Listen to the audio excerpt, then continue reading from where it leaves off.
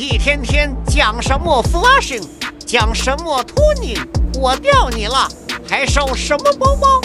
他妈的，什么包？叶子妹大包最好了，哈哈。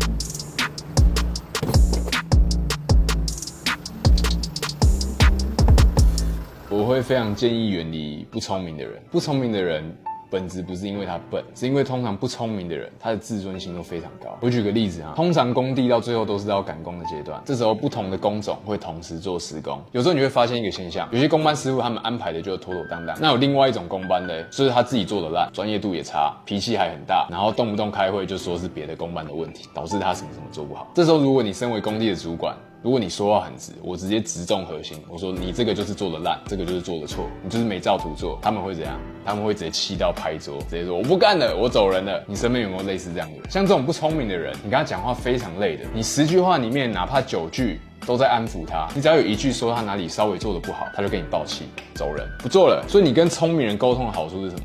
哪怕你10句里面9句都在骂他，只有1句是正常的，他也能瞬间很快的挑出你那一句有用的话，然后加以改正。他其他9句都会忽略掉，因为他只 focus 在他要把他的事做好，他要让自己更优秀。我看过贾博士的一个影片，他有提到一样的一句话，他说你和聪明人一起做事，你最大的好处就是你不用考虑到他的自尊心。这个是我认为在处理事情的时候，聪明人和不聪明的人本质上的差异。笨的人就是在沟通的过程中，他每次都会抓错重点，他都觉得你在污蔑他，在诋毁他。如果你身边工作环境都是这种不聪明的人的话，那你要很小心的，过不久你很可能也会变成他们的一员。你觉得呢？